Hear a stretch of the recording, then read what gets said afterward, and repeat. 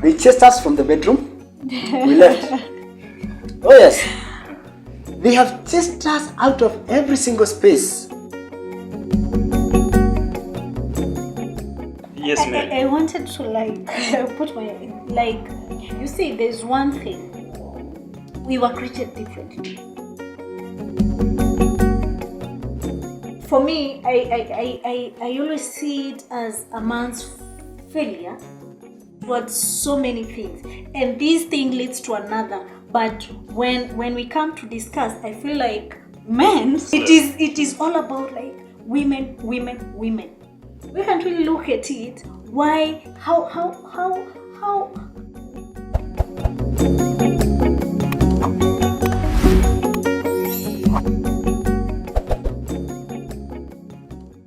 Ladies and gentlemen, dear viewers, welcome all to JENGA Kenya YouTube TV. I'm Shadrach, and on the panel, Mary, And the seeker himself. the seeker himself. Karibu sana. Asante. Karibuni sana. Equality, gender equality. Who brought all this? Wow. That's heavy, and it's also way too wide. But from where I sit, I believe it's a creation of feminists out there. There was never an argument. The man was always in charge. Always in charge. Remember, I get married. If it was 50-50, whereby we are equal, that would be her proposing, hey dude, me, I already have a house with me. Why don't you move in with me? You know? And I want 2 kids with you. Like, she sets up the family background. But it has always been the man. It has always been the man. Yeah. Mary. I'll say it's a broad topic. And sometimes I feel like people misinterpret this equality thing, and it becomes more of dominance. Who dominates who? Which is not the case. For me, equality should be viewed different. Will never be the same.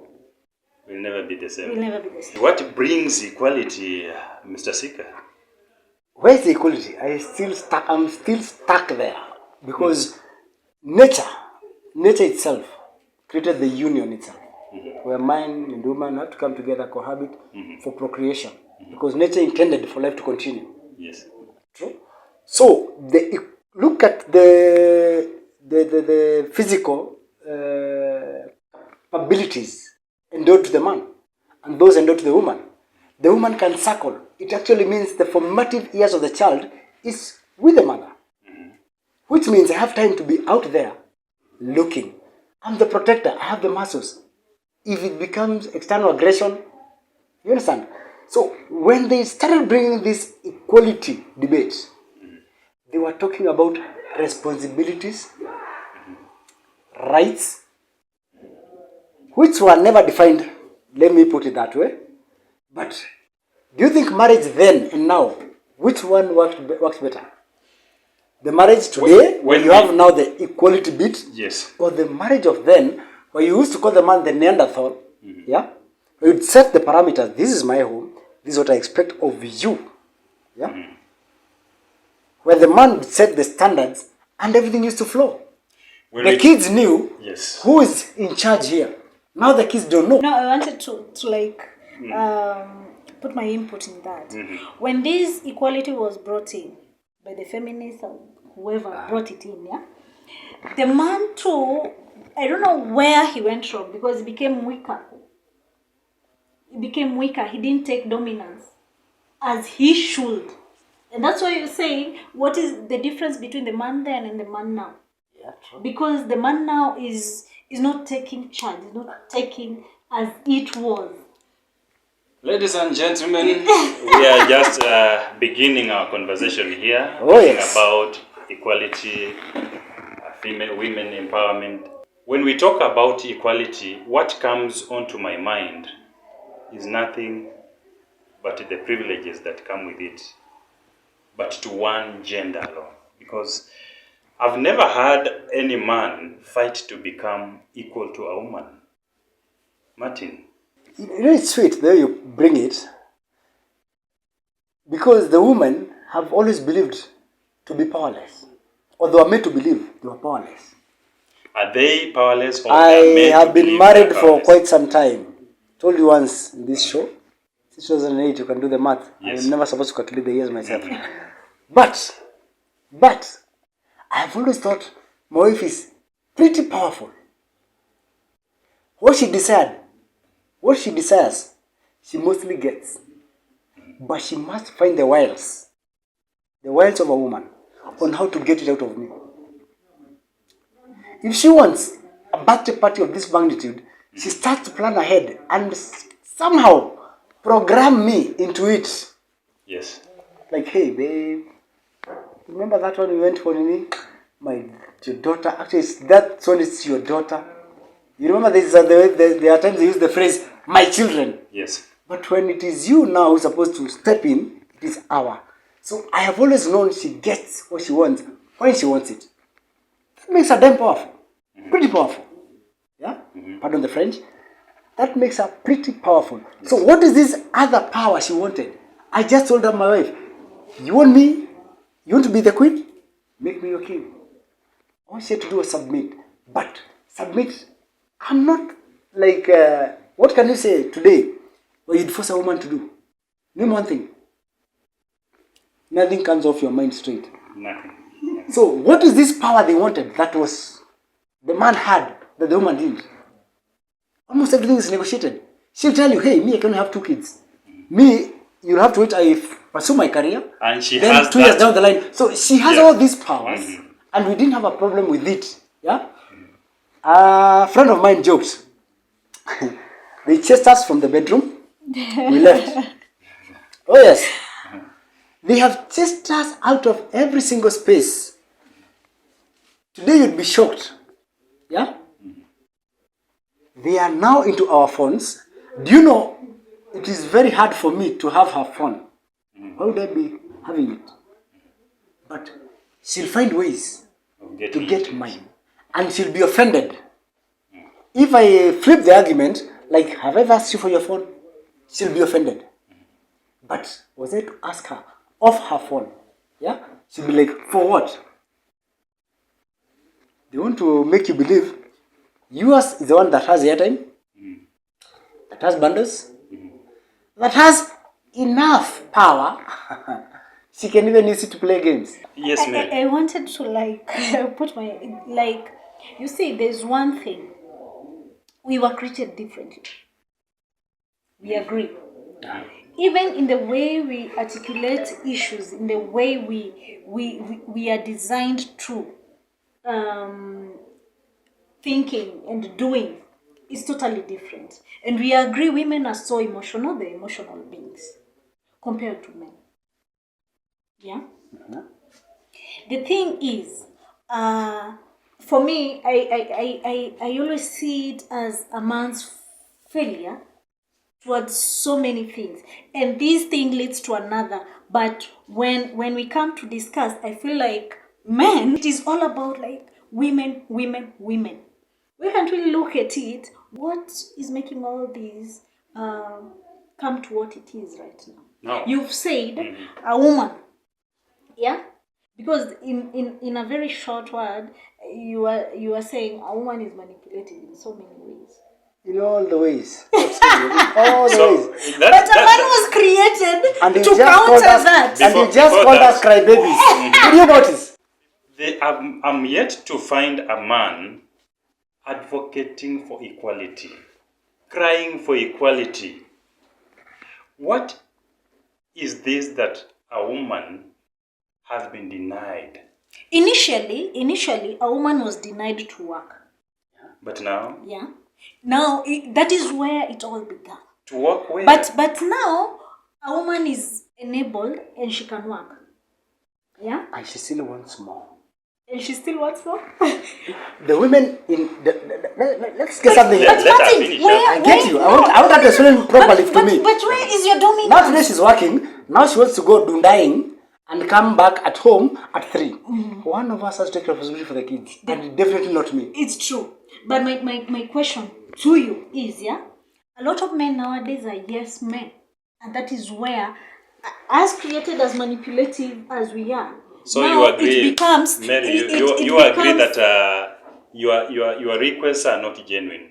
They're just... Not all of them. Not all most of of them, right? Yeah, but this is what I'm saying. Nowadays, men are yes men. Yeah, baba nani babe or some twende super.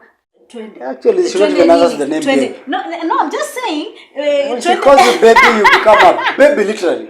You should not answer that name. Let's go here. You just follow. Mary, There's a joy when that dominance is there. When a man says no. what is this that women are still advocating that they are not finding? When we were young, we were all given an opportunity to go to school.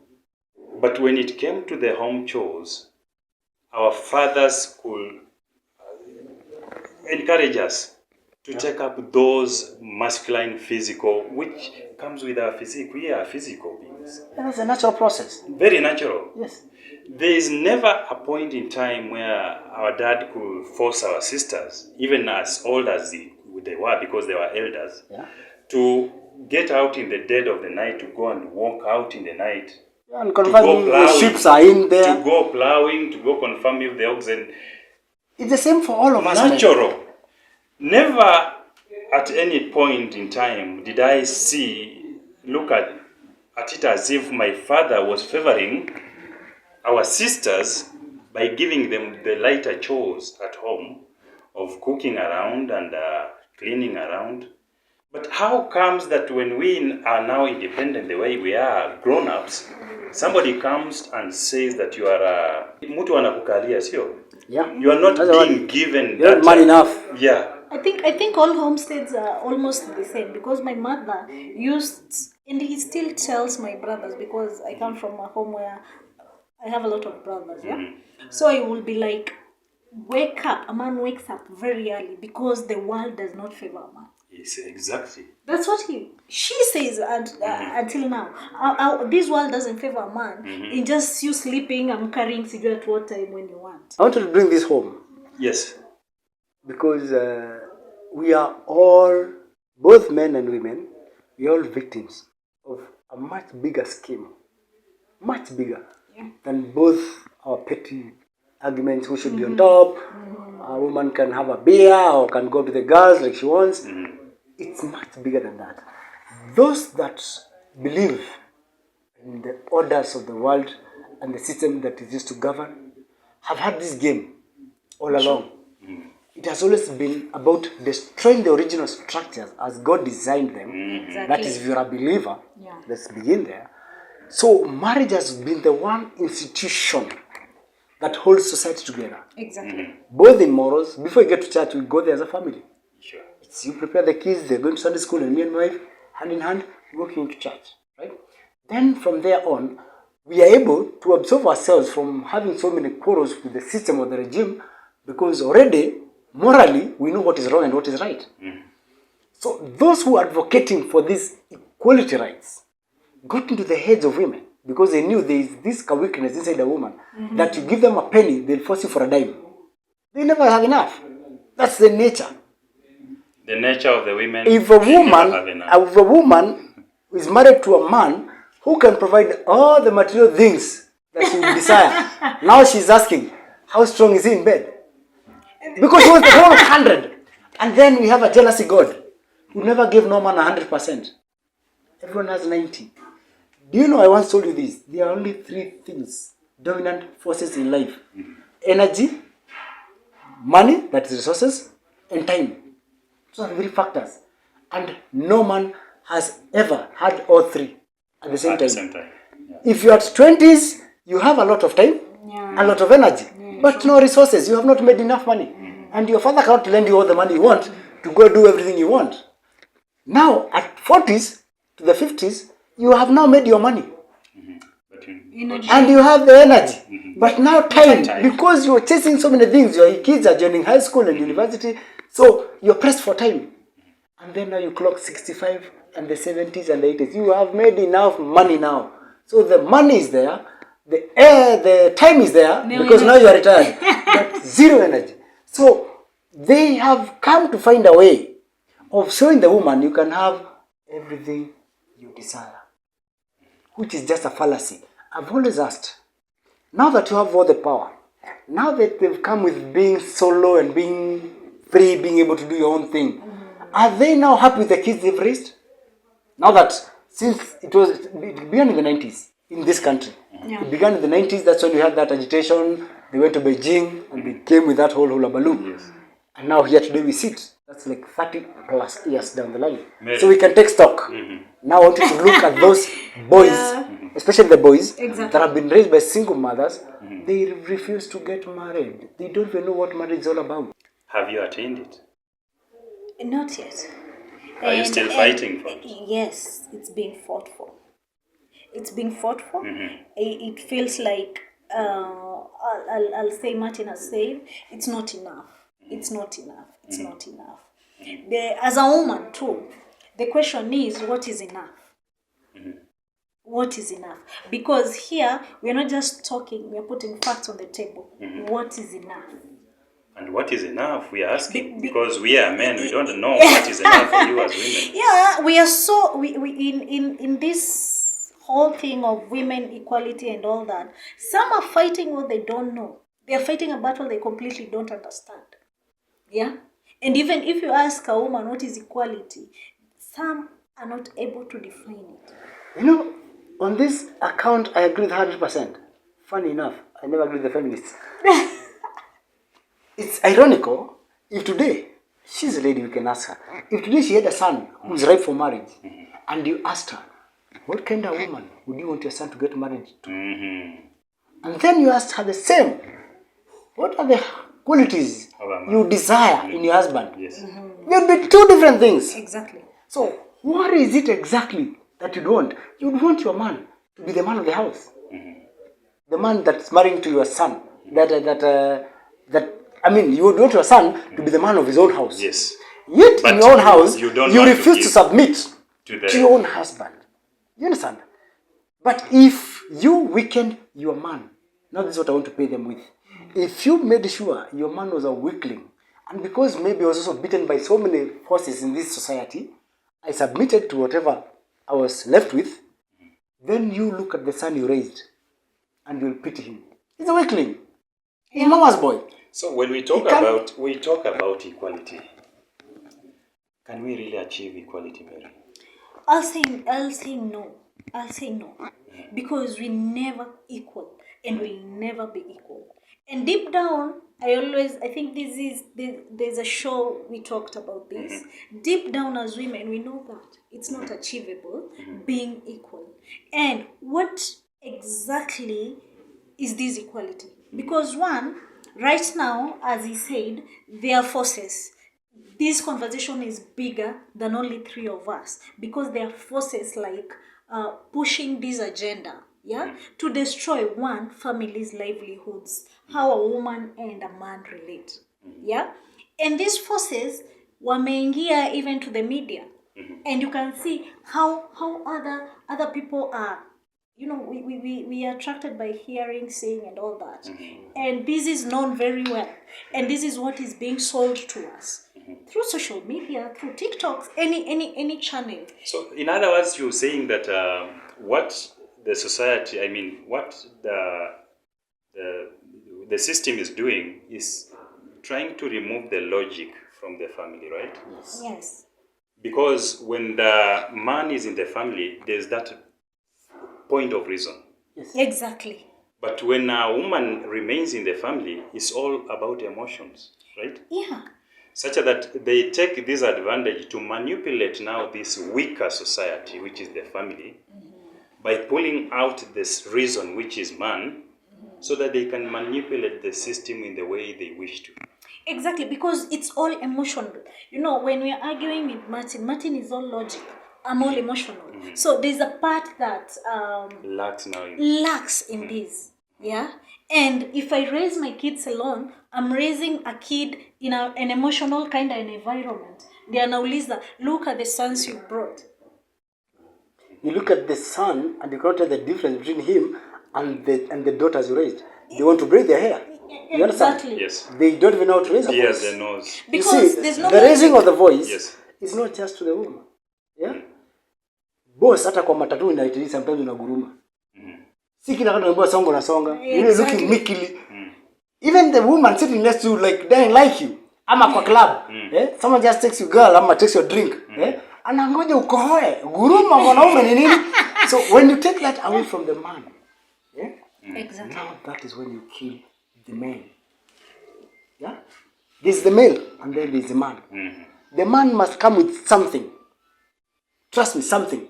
Sio pesa tu. Yeah? Hata kuweza kukaza macho. In fact, even the fear inside the home. Let me... Mom would punish us and say, wacha babu yenu wakuje. And you know, hiyo tu sasa ndio. Hiyo ukisikia hiyo peke yake, we are dead. This is also seen. Where did that go? This is also seen. Look at the demonstration we had about Gen Zs. What were you seeing? Women. Yeah, there's By this the lady. way, You were seeing women, yeah. women on the platform. Yes. Where were the men? Where are the guys that we've raised? Power abhors a vacuum. You see, when the man was destabilized, see, I told you once, when you get a king, or when you dethrone a king, it is very hard to make anything else out of him. All they knew was how to rule. So this man has been taken away from his own space, his comfort zone, where it would come naturally, you know, issuing commands, delegating, you know. Now you've taken him out of that space.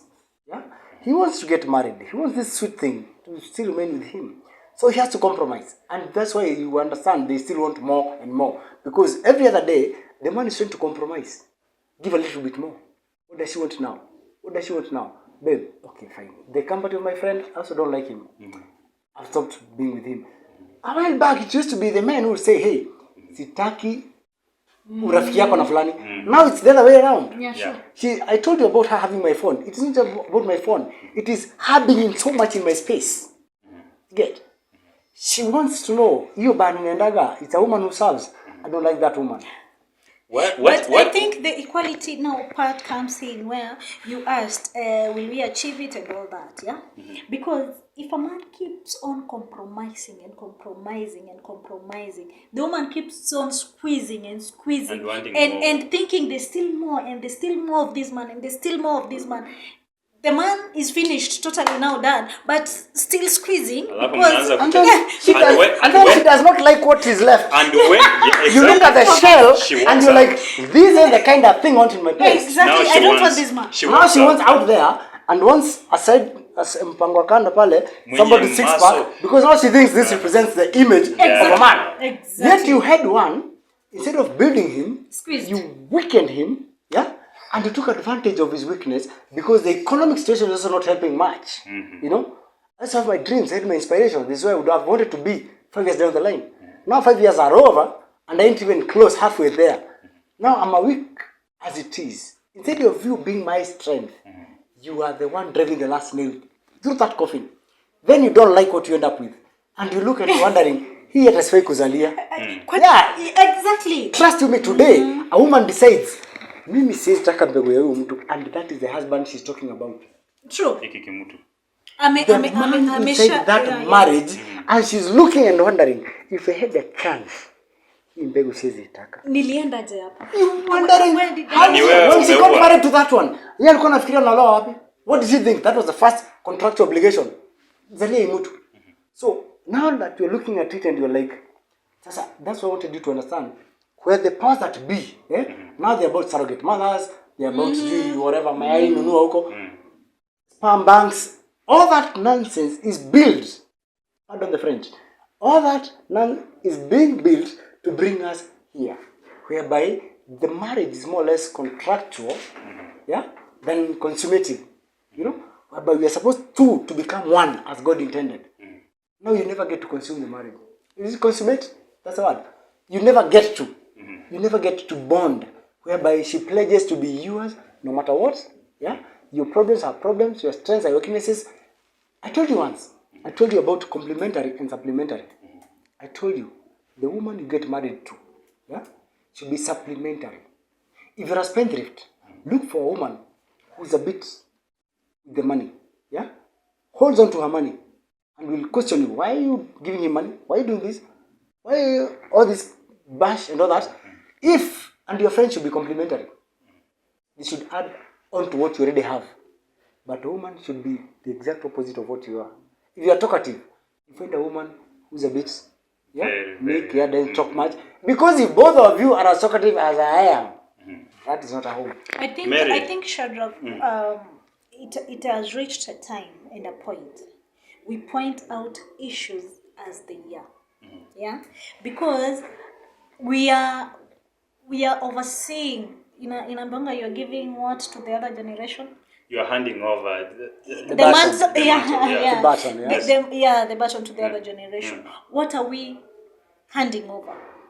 And this conversation is a good conversation because it has started with us. And I know there are so many people willing and eager to see this conversation and hear this kind of conversations. Because some are not bold enough. Yeah? There are a lot of single mommies out there that are crying, hope I can find that man. Because now, ameshakula uchungu ya hapa nje. I'm not saying it in a bad way. I'm saying there's all the reasons that make someone single, and I respect that. But they can tell. You've squeezed, you've been in the man's world because you're competing hapa nje na kina Shadrach to feed your baby, to pay rent, and to do all that. Yep. And you know now how hard it hits. Yeah? And you know very well you can't do both. I'm talking about single mama because they've weared a bit of that shoe. So this conversation is a true conversation, and we should continue talking more so that at least we bring sanity back. We might not be able to bring it maybe 100%, but the percentage that we can bring back, it will be helpful. What comes into your mind when now a man becomes equal to a woman? I'm still lost. Since we started, I'm not there with the equal bit. What I'll tell you is, because the system was a fallacy. Yes, I agree. Is forcing it. I agree what you're saying. Right? I agree with what you're saying. Yes. I just refuse to give it credit by voicing it. This is my take. The system wants a very weakened structure. Look at today. Once you kill the man, you kill the marriage. After the marriage, now what do you have? Society. You have a society that is broken. The other day, and my condolences to those that lost their lives in that fire in Nyahururu, or rather in Nyeri. Do you notice there were kids from 11 years in boarding schools? So if they are not in boarding schools, they are being raised by the house helps. What kind of children, or rather a generation going to the future, do you think we'll have? Will they even know? Yeah? Will they even know? That's when you find gizim is so normal and natural. You know? You understand? Because they never, at 11, even, let me tell you this. The funny thing with sexuality, for those who've studied that science, they can tell you, you need both as they develop. Yeah? Yes. And that's why even in marriages, you find God will bless with both boys and girls. They'll see the sisters and see how the sisters are washing the dishes, and they're being, when they start to reach puberty, they are more so with the mothers. And the boys are now with the dads and the uncles. Because from then now, they're supposed to learn being a man. And they are reminded that you're a man. You're not supposed to cry when you're beaten. You're a man. And I don't think it was so wrong. Today they'll tell you it's okay for a man to cry. No, it's not okay. And it's the mother telling. And then it's really okay. Don't get dirty, baba. Kababa, usijipake uchafu. Adding to what Martin has said, I'm a millennial. So you understand when Gen Zs were striking for a better good, that was for a better good. The one thing they didn't understand was command. Because they've grown up in a house that there's no dominance. Exactly. So when the president says, can you stop? They don't understand the language because they don't know what dominance is. And that is where we are heading. It's a very dangerous zone. So can we say that the majority of the Gen Zs have no direction in their homes? Yeah, I'll confidently I think we can say 50%. I can maybe use numbers, but though not scientific, but we live in this society. Yeah, I can say most will be from broken marriages. Exactly. You know, we have those of us who are still inside the marriage, lakini just tu tuonekane tuko. But you are very me, different. all weekends, Yes. mimi niko dunda, niko clubbing, I get home saa 7 past midnight, yeah? Niko weekend, like only a day, back kazini. You understand? The others ni single parents, Yes. official, raised by single mothers, yeah?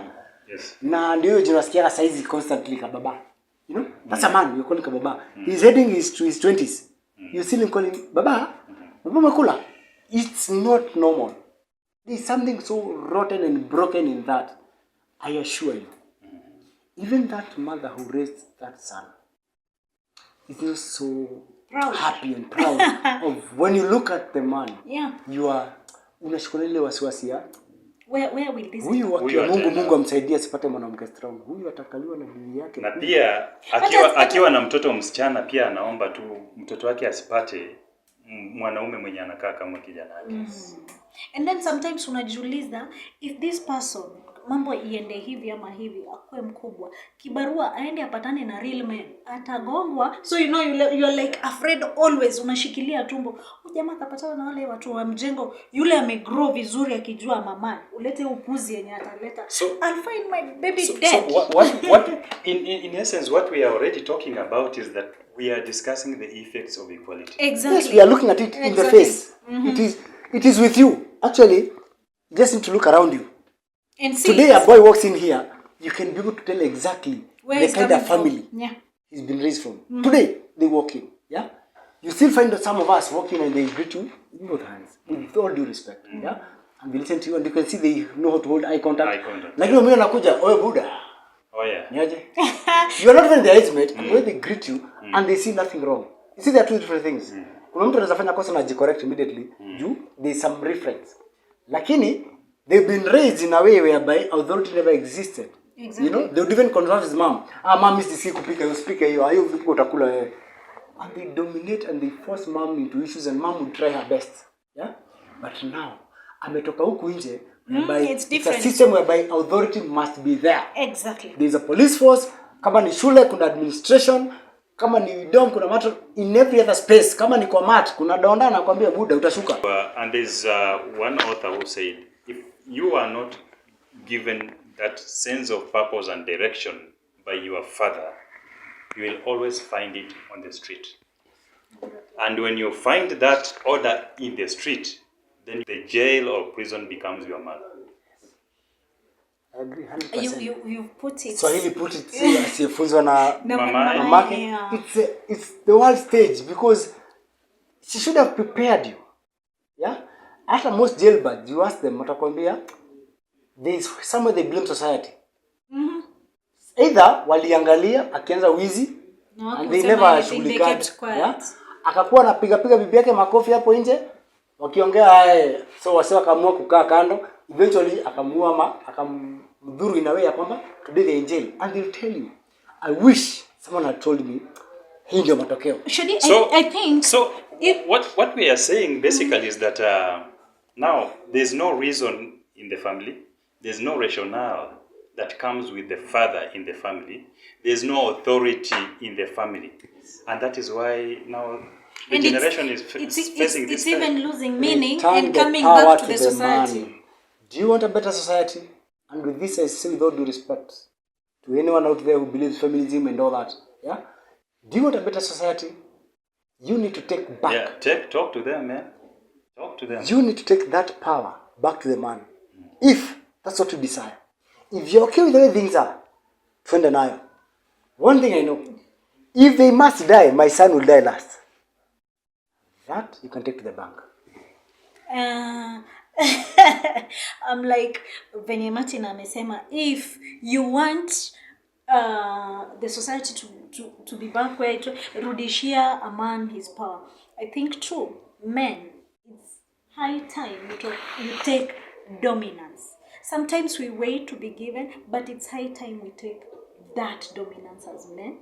I'm not a man, but as men, you should take that dominance. It's high time we take our society back. No one is going to give you power. No one is going to give it, hand it over to you. Take it. Take it. But as I've said, my part in short is, men, take your dominance. It's high time you take your place. It's high time. Usingoje nikupe as a mwanamke sama join and enjoying that privilege of manipulating. If you take power, I assure you, no one wants a yes man. If you take dominance, you see the change. No one wants a yes man. Mr. Sika. The reason we're having this show, we must first make them aware of where all this is leading to. It is not just about them making your woman stronger, making her have more money in the house. It's much bigger than that. Yeah, true. Look at the system, the way it is designed systematically. Even the university position. Just look at it. And then you start realizing, come to think of it, where is our tomorrow? And that's why I want them.